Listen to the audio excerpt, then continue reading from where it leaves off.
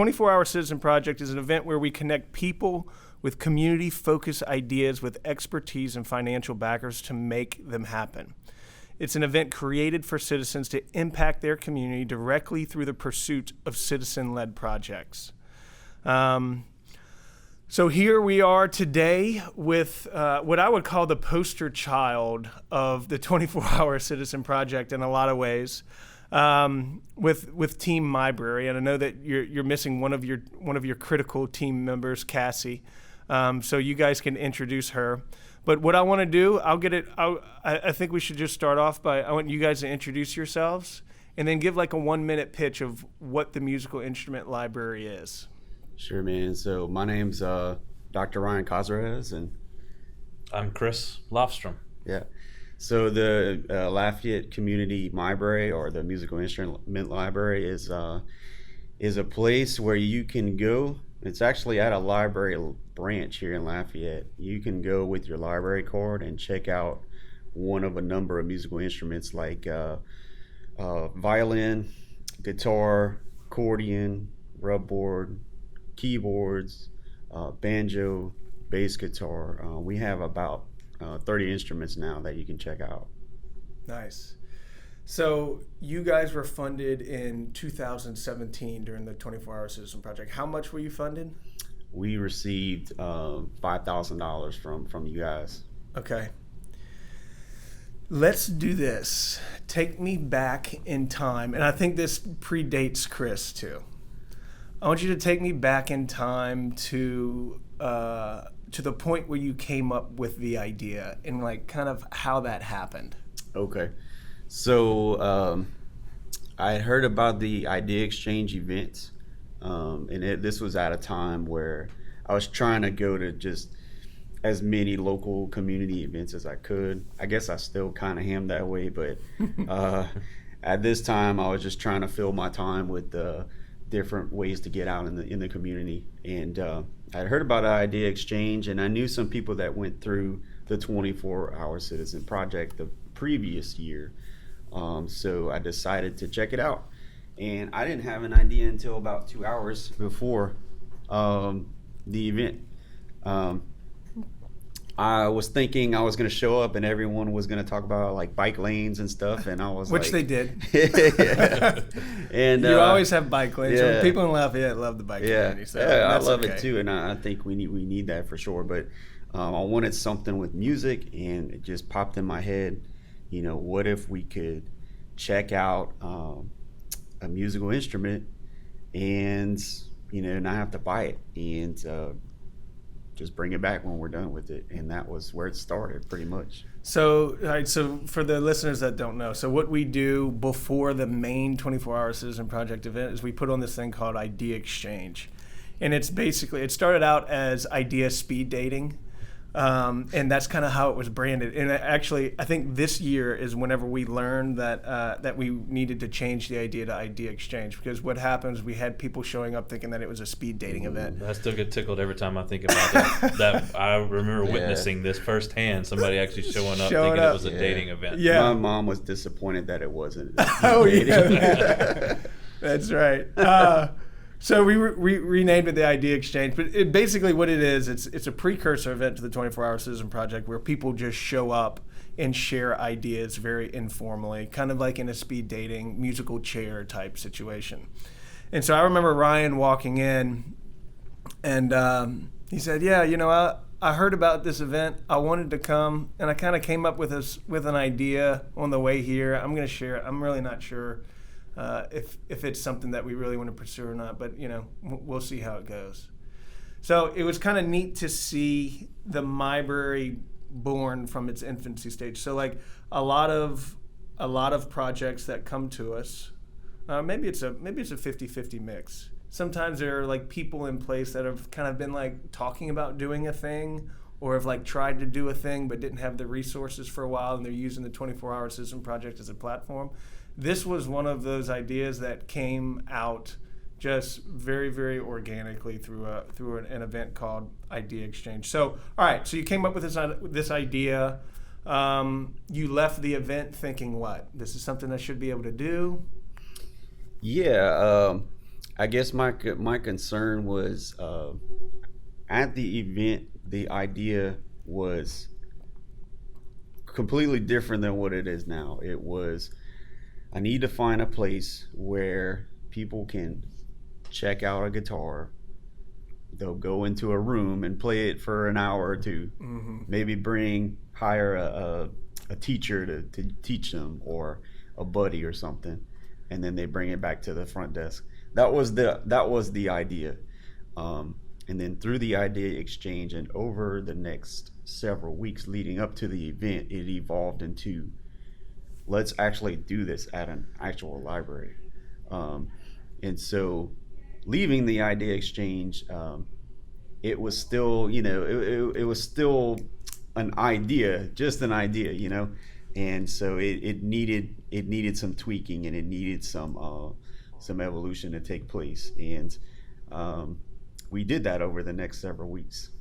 So walk us through that. So a couple months before the 24-Hour Citizen Project, we have this idea exchange. You left feeling encouraged to pursue your idea, knowing that you had some barriers in place that you probably had to overcome. What were really the next steps? And I know this was back in 2017, so this is a bit of time ago. What were kind of like the next steps that you had to take? You applied, right? You got selected. Kind of walk us through that process a little bit to the point of where your 3-minute pitch happens. Yeah, okay. So basically, I kind of had to come up with, the biggest hurdle was I need to find a place to put this. At the time, Chris and I are very involved in a local young leader program called the 705. And we have a program where we're coupled up with a mentor each year. My mentor that year was Gerd Wusserman of the Acadiana Center for the Arts. And my initial thought was, maybe we could have it there at the ACA downtown, which it's a place that has arts, and they showcase musicians, and they have concerts come through. So I thought it was a good spot. But after talking to him, he's like, we really don't have the place for it, but I'd be happy to be your fiscal agent and hold the money for you there. And so it wasn't long after that one of your old partners, Kate Durio, suggested you should do this at the library. And so I brought it to them expecting a bunch of red tape, and they were like, dude, that's awesome, let's do it. Let's do it at the library. So it was that easy, really. And once those partnerships were in place with the Center for the Arts and the library, it really wasn't much after that. Just needed to get some instruments and make it happen. I think our longest meeting was actually trying to figure out where the location was going to be. One of our very first meetings we had, I think we spent, and our team was a little bigger at that time, and I think we spent probably a better part of that first meeting at your office, sitting there. For the majority of the meeting was like, where could we host this event? And we were all brainstorming these different locations. I remember Seth even had some great ideas, and everybody had some great ideas, but it was just still, that was probably one of the biggest hurdles that we had to overcome, was trying to figure out where it was going to go. And then it led to eventually somebody coming up with an idea, hey, this is a perfect partnership, and it turned out to be. Yeah. So at that point, you guys felt comfortable, okay, we kind of have a location solidified. We've got a fiscal agent, which, by the way, is a requirement of the 24-Hour Citizen Project, to really have a nonprofit that like helps oversee the funding of your project, right? And so that was the ACA. You felt comfortable at that point. I could stand up in front of a crowd of people, pitch this idea, and try and get funding, and feel confident that I can get it done. What was it like forming a team? Was it difficult? Not really. I mean, I feel like I have a big network of friends, and at that time, Chris and Cassie were close friends of mine, and they're also people very driven, and so I recruited them, and then just kind of organically people heard about it and were like, hey, I'd like to help. So we had a couple other extra little helpers there, but the core team, Cassie and Chris and myself, came together pretty easily. So you pitched it to them, and they were like, "Oh yeah, I'm in." Or I mean, it didn't take any convincing at all, Chris. Well, I mean, it was a no-brainer. As somebody who, grew up playing an instrument was what got me into college, my instrument. But of course, my parents dreaded that day when in 6th grade, I remember, I picked the most expensive instrument. My parents couldn't afford it, so we ended up having to rent my first instrument. But it'd have been great to have something to be able to test instruments out and not have to spend the money up front, because you don't know if you're going to stick with it. Luckily, I stuck with it all the way into college, and it got me a scholarship. But if I wouldn't have, that would have been a lot of money that would have been wasted at that point. And this project solves that problem. And when he pitched it to me, I was like, he didn't even have to ask. I was like, let's go. This is phenomenal idea. I'll never forget the time I wanted a piano for Christmas, and instead of getting me a keyboard, like I was a kid, right? Instead of getting a keyboard, I wake up Christmas morning and there's a stand-up piano like in our living room, and my parents had got for it. I remember it being like such a big deal. After like the initial excitement wore off, after like 3 months, I came home from school one day, it was gone. I was like, what? How do you buy a piano? And like, no, we leased the piano for 3 months to see if you would use it. Oh, man. I know. So anyway, I ended up picking up piano later down the road. It just wasn't whenever I was 8. So anyway, okay. All right. So we talked about how the idea came about. And we talked about leading up to the 24-hour citizen project. So there is this moment where you pitch your idea, which was phenomenal, by the way. I remember you came down with a guitar, right? You came down the tunnel. Everyone was cheering you on with a guitar. I don't know. You remember what song you were playing? Yeah, okay. So I was standing in the front, actually. I was playing a Purple Haze by Jimi Hendrix. Is that one of your favorites? Oh, yeah. It's just a fun song to play on guitar. And my teammates came down the tunnel and were throwing out T-shirts. That sounds like an expensive tunnel walk for a nonprofit. Hey, you're going to be a rock star. Hey, you might as well. We have our rock star here, Dr. Ryan, who pitched the idea. So he is the true rock star behind the idea. So I love it. It was perfect. So you pitch your idea, you compete. At the end of the night, you're holding a $5,000 check. And you're saying, okay, there's nothing left holding me back at this point in terms of like financial resources. What's your very next step from there? What is the plan for implementation? Break that down for me. So, just to add to that, in my network, I have a lot of musicians. After playing local music for 15, 20 years. I know a lot of local musicians, and a couple of my friends in a band called Sweet Cecilia, they have a nonprofit in the name of their dad, who passed away recently, or a few years back, and he was a well-versed musician. He was an incredible musician. Anyways, they heard about the project and gave an extra $2,000. So we had $7,000 to start with. So yeah, I was like, oh, we can make this happen easy. And what was crazy was that at first I didn't even have to spend any money because people were bringing me instruments. We started trying a musical instrument drive, like a donation drive. We set up at Downtown Live one weekend, downtown where they have concerts, and that really flopped. And it was hot. That's the reality of these projects. Yeah. It's failure. Yeah. And I think that's a great lesson for people to hear. But go ahead. Really flopped, and I kind of say, I think that if I reach out directly to people that I know, they'll either have an instrument to donate or they'll know someone that has an instrument to donate. And that was what worked. So we were able to get half or more of the instruments just donated. Mm-hmm. So we didn't have to spend a lot of money. So that process took a good year, and also working with the wonderful ladies at the library. They one day they sat me down and they were like, look, let's do it. Let's make it happen. Because I was trying to perfect the system before we made it live. And they were like, let's just do it and then learn as we go. And so it was them stepping in right at that year point in saying, let's just do it and learn as we go. That really got it going. So I think they removed one of the key barriers. When I remember them, one of our meetings, they sat down and said, "Here it is. It's on paper. Let's make this work." And it was just it was that simple. And I think another thing was like a lot of people were concerned about like theft and all that stuff. What if someone doesn't bring an instrument back?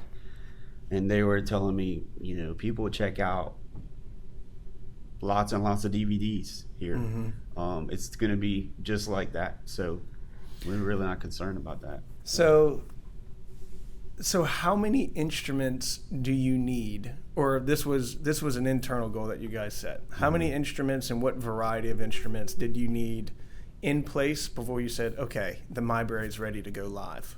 Yeah, our goal was 20 because it gave it was a good number to have enough out in circulation, but it wasn't too many to where we could tweak the system a little bit in case something went wrong. So we started with 20, and once we got to that point, that's when we launched it. Yeah. Okay.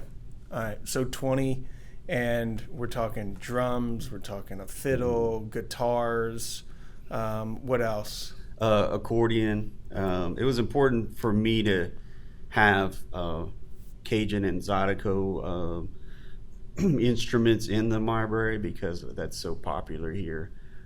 So we were able to land an accordion. We got even some Zydeco rub boards. And like you mentioned, guitars, fiddles, guitars meaning electric and acoustic. We had a drum to start out, a banjo. I would say those were the main ones. Oh, we had a couple ukuleles as well. Okay. Yeah. All right. So diversity in the instrument mix. Now, one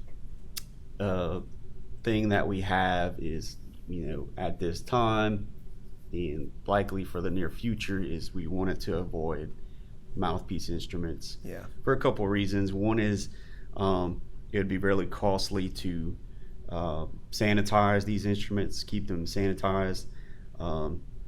Two is those instruments are expensive to maintain. Okay, so imagine if a key on a clarinet or a saxophone broke. That's a lot more costly than a string on a guitar. So right. That's one limitation we have, but there are actually some other programs in Lafayette that cater to that type of audience. Mm-hmm. So. Okay, so donation of instruments were a thing. What about location? So, I mean, early on, you had the luxury of establishing a location like the library. Let's assume someone's listening to this, wanting to implement a MIBrary in their community.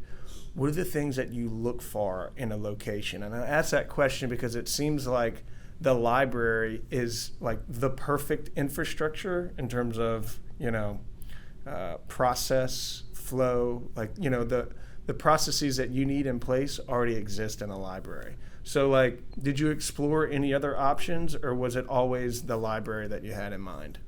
The first option was the Acadiana Center for the Arts because I thought that would be a good place to store the instruments, and it was all about the arts. We had someone mentioned that he was trying to start a collective place where videographers and photographers and musicians can kind of hang out. But I'm not going to name names, but I knew his word didn't mean a whole lot, so I kind of steered away from that. Mm-hmm. And it was when Kate suggested the library that they have an inventory system. They check out unconventional things already, board games, DVDs. That was when I was like, okay, well that was easy, Yeah. Go to the library. Yeah. It made logical sense because I think that was what delayed us so long was we were trying to figure out how we use that amount of money is not a lot of money if you need a space. Right. And so trying to figure out how to pay for a space or find a space or have someone there. You probably yeah, went down that road. We were thinking about all those options when it was staring us in the face until somebody mentioned it to him. Yeah. It made sense. Yeah. Like you said, they already have the systems in place. Mm-hmm. So what kind of advice would you guys give to a library in another community that's saying, I'm not sure we want to incorporate this into our program?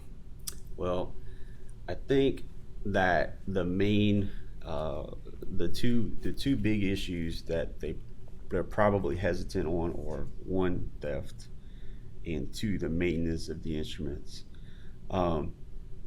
What's interesting is that the MIBrary has actually created a job. So we have someone at the branch, and it's just part-time, but she comes in and maintains the instruments and restrings them if they need to.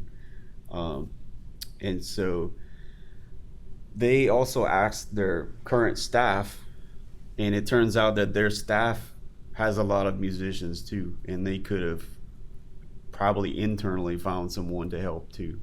But they all had their own responsibilities, so they ended up just hiring a part-timer. Okay. So I think that's maybe one hesitancy is the maintenance, and it's a reality, you know. And then two, the theft. You just kind of have to look at it as, you know, if someone steals the instrument, just don't let them check out anything ever again. Yeah.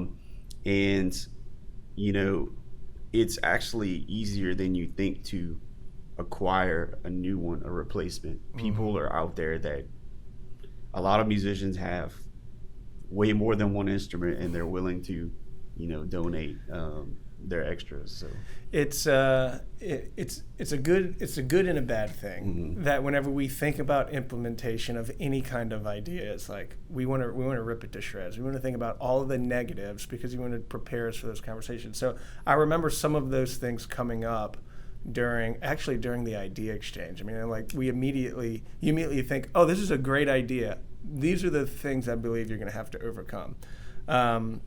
So it's fortunate and both unfortunate that we kind of go in that direction. Tell me this. Tell me a little bit about the business structure of the MIBrary. Like, are you guys an official nonprofit now, or are you just an organization that just kind of exists out there? And then insurance is something that I think people might ask about too. You know, or is that covered through the library? How does that work, and what does it look like? So I have a goal to be a nonprofit one day. At this time, it doesn't make a lot of sense just because I'm incredibly busy with my business, which I'm an eye doctor. But we're still working with the ACA, so they still keep our money, and they're very happy and helpful. As far as the library goes, their insurance is, you know, it falls under their umbrella of insurance. So that's another awesome thing is we don't have to worry about buying insurance. But yeah, the MIBrary as it stands now, we're just a team of people and we just make it happen. Basically. Okay, good. I like that. Walk me through this real quick. And I feel like I'm taking a step back because we covered this a little bit, but I think it's important and we have to go back to it. The process for which someone comes in and rents an instrument. And I know that this is going to vary from just say library to library, but I'm curious to know, all you need is a library card to do it. You've made that clear through a lot of promotional stuff. But like, how long do I get to keep my instrument? Do I have to bring it back in and like check it in and then check it back out? And like, kind of what does that look like? If could I keep the fiddle that's there, you know, for you know 3, 4, 5, 6 months if I really like it? And kind of tell me what went into the decision and trying to figure that out. So we sat down kind of at a table similar to this with the three library, three of the leaders at the library. It was me, of course, and Cassie as well. And we kind of nailed out the guidelines. We decided that we wanted an adult or someone at least 16 to be able to check out the instrument. Now, if a kid wants to learn the fiddle, we have a kid-sized fiddle, but they need their parent to check it out. A person needs to be at least 16 to check it out, but you could still, give it to your kid to play. So we just wanted to have that adult responsibility involved. So that was one guideline we established. And the parent engagement too, I think, is probably critical. Yeah, you're right. Secondly, you can check it out for 28 days, so 4 weeks. It gives you enough time to kind of, it's not enough time, definitely not enough time to become an expert at an instrument, but it gives you enough time to realize if you're interested in that instrument and you want to continue with it. Now, because it's a popular program, you can't check it out back to back. What you can do is, let's say you have an acoustic guitar checked out. You can bring it back and then you can check out the electric next. Okay, so you can't check out the instrument back to back because of the popularity of the program. So let's go there real quick. Sure. I don't want to derail you too much. How many, do you know the stats right now? Of like how many instruments have been checked out? Do we need more instruments? So I last checked on the stats about 2 months ago.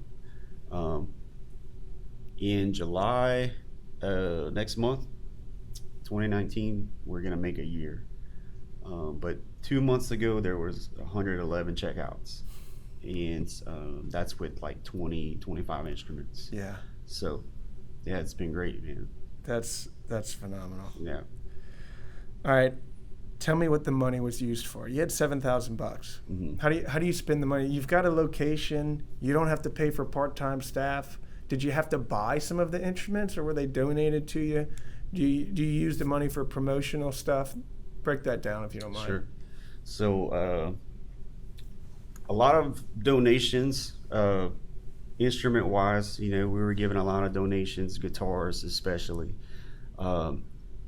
but they're not always necessarily in the best shape. So I brought them to some local professionals to fix them up and get them ready to go for circulation. So that cost some. And yes, we did buy some of the instruments. We bought the ukuleles, the snare drum, the rub boards, the accordion we actually bought at a pawn shop because one of my local Cajun musician friends was like, dude, go get this accordion. It's cheap and it's quality. Go get it. Nice. So we bought that. And so it added up pretty quick. But, we still have some of that initial money. We are going to start fundraising actually later today because we'd like to get that second year. We'd like to add some more instruments, add some more variety because we're going to, now that a year has gone by, we know that it's working. Yeah. And now we're ready to get the word out. Yeah. So. And one of the costs too was the accessories. Most people don't realize there's a lot of accessories for instruments too. So I know Lafayette Music helped us out with that, and like the picks and straps and tuners and a lot of that stuff Cables, we had to amplifiers. Yeah, a lot of that stuff we had to buy, and then the library provides all that when you check the instrument out. So that's one of the unique things to know, that you don't have to worry about having the accessories when you go check it out. That you're actually going to give you all the tools you need with it, and then you also have the ability to check out. They've also got books and DVDs and different things that you can get as well when you check out a musical instrument. So it's just not a one-stop, get your instrument and then you're left out to dry. Yeah. Simple question, but like these are like the small details that I think people might care about. So you've got a room with a bunch of instruments in it. Somebody brings back, say, an acoustic guitar in a case. You don't want to check out that guitar to someone and it's untuned, right? Mm-hmm. Have we trained people within the library system how to maintain some of these instruments, or does Ryan and Chris stop by periodically and like check on things? What is that? So at first I was stopping by like if a string broke or something, but the library, as I mentioned earlier, the library hired that part-timer, and when someone brings the instrument back, she makes sure it's tuned, she makes sure it's in good shape. Okay. So that way, when someone checks it out, they don't have to, especially if they don't have any knowledge of the instrument, they don't have to say, they don't have to worry about tuning. Oh, well, yeah, and you're discouraged. I mean, imagine like playing a G chord on a guitar, and you'd be like, man, it sounds like crap. Yeah. Like why? I get it. I mean, those are kind of like the small details I think people are going to have to figure out and learn from you guys. Okay, so tell me about launch. What did that look like? I mean, I think you guys have done some pretty like unique programming for the MIBrary, right? I remember y'all had like a big launch day. So you got all of your instruments. So you set a goal of 20. You've got location figured out. You've got process and flow figured out. You've been working with the library staff for a long time. You've got a fiscal agent in place, and you're ready for launch. What did that look like? Tell us about it.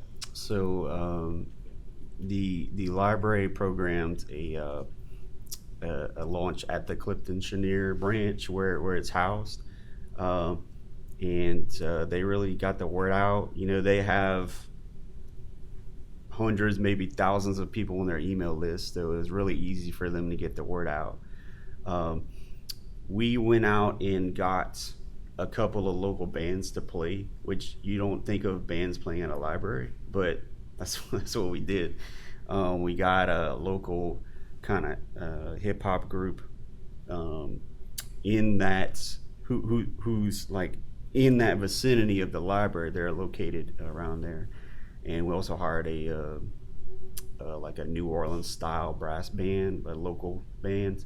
It was also part of the Citizens Project that year. So we got the relationship through the Citizens Project with the New Native Brass Band was one of the people that we connected with from sharing the idea and at the event. So, and so there were a lot of people at launch, and we had all the instruments there for them to try, and it was fun, and to see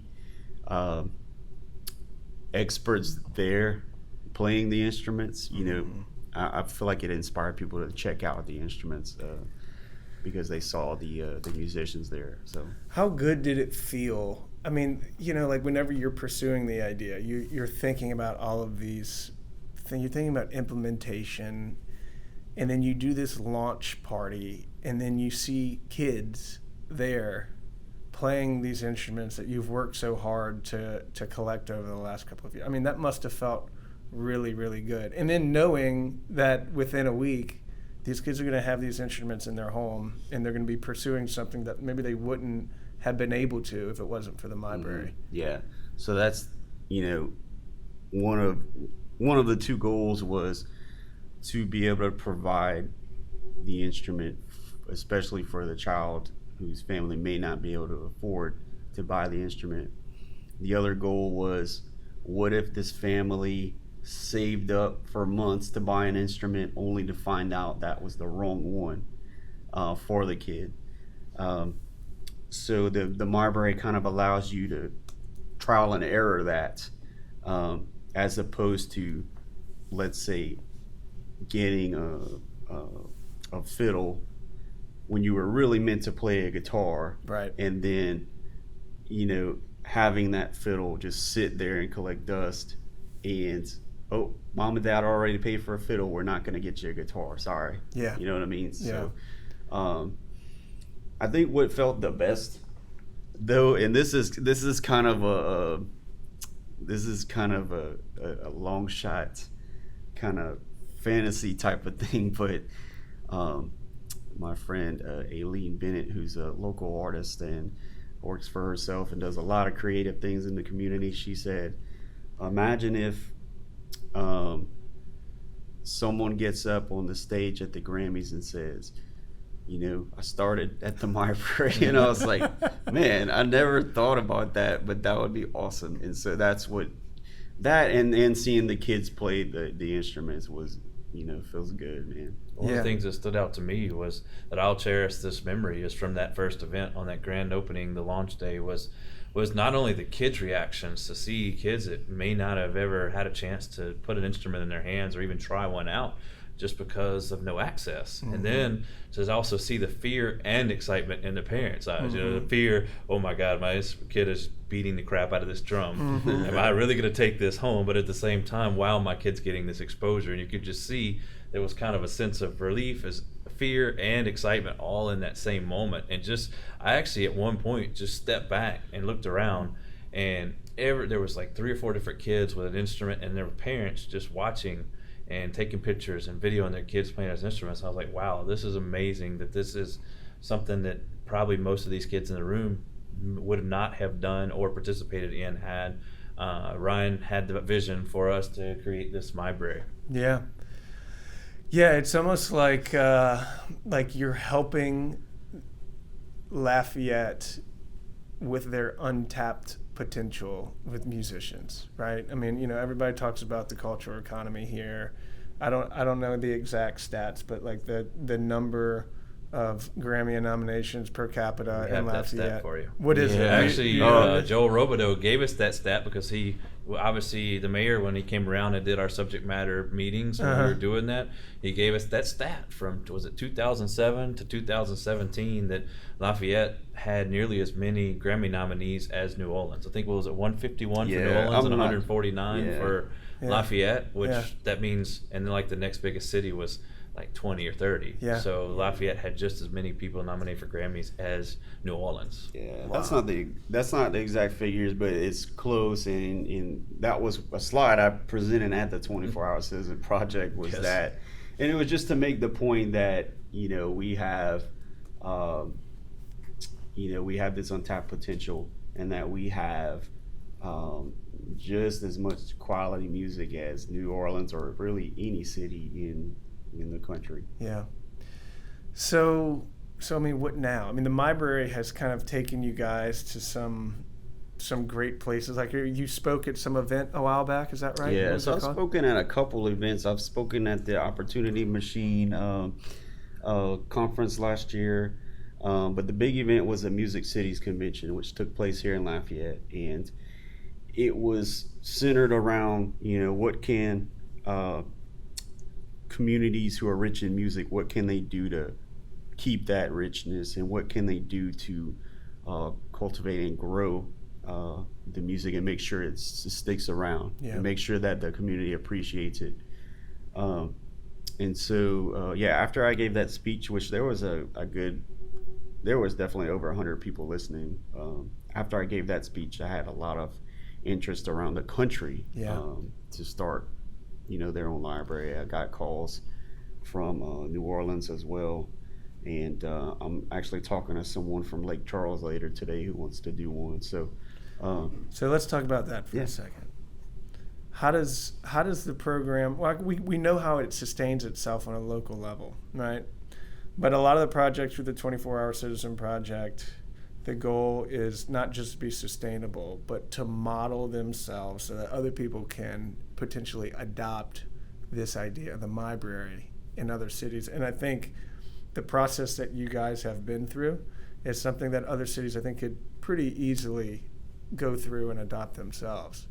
So, like, what now? What happens whenever New Orleans or another city calls you and says, Ryan, Chris, we want to do a MIBrary. What information do you have for us? What advice do you have for us? Mm-hmm. Is there a process in place, or something that you're developing, maybe a resource manual or something that you could share with cities? Yeah, not at this time. I really want to sit down, maybe give the MIBrary a little more time, because we're about to launch a marketing video, and we might give it a little more time before I sit down and kind of type up a process manual, because I've done that for my business.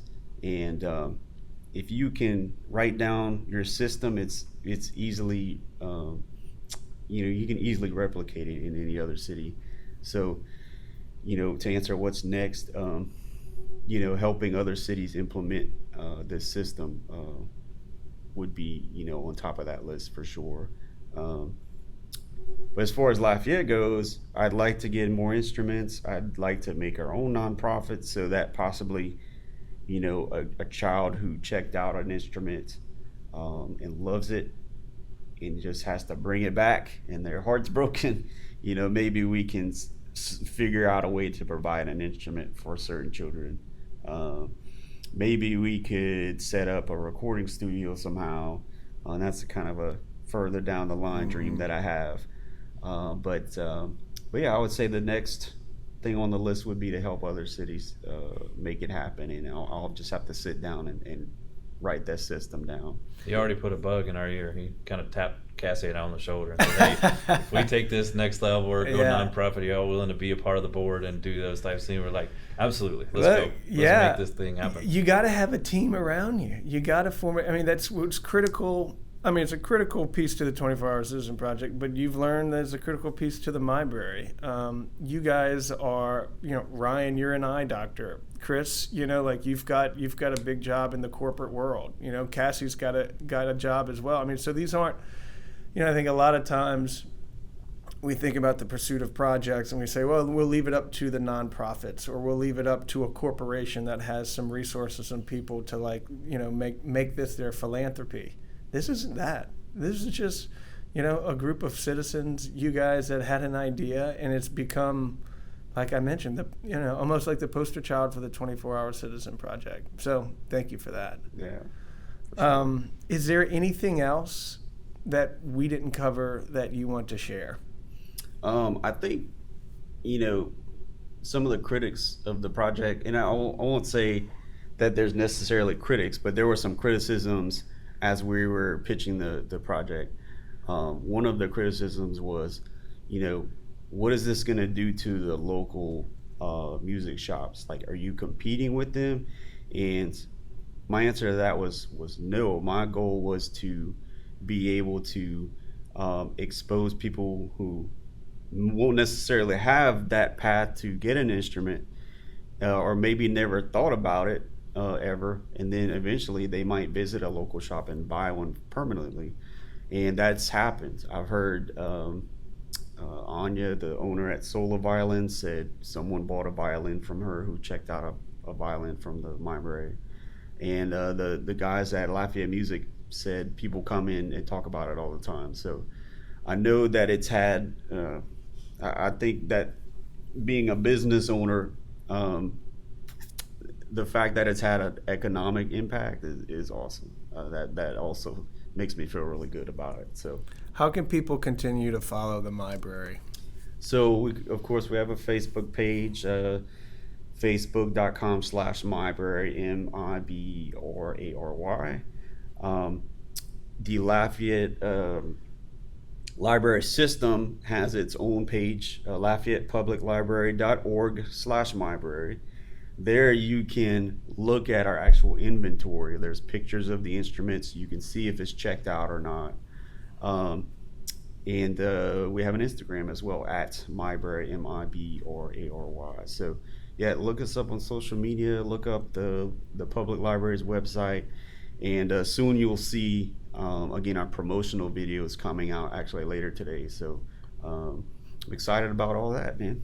Awesome. Guys, thank you so much, and thank you for sharing your experience with us. Hopefully other communities are listening and are inspired by your project. You've been an example to so many other projects that have come through our system, through the 24-Hour Citizen Project. And so thank you for caring about your community. Thank you for being a big part of what we do. Well, thank you, Butch. I think what gets overlooked sometimes is you provide that avenue for us to get it done.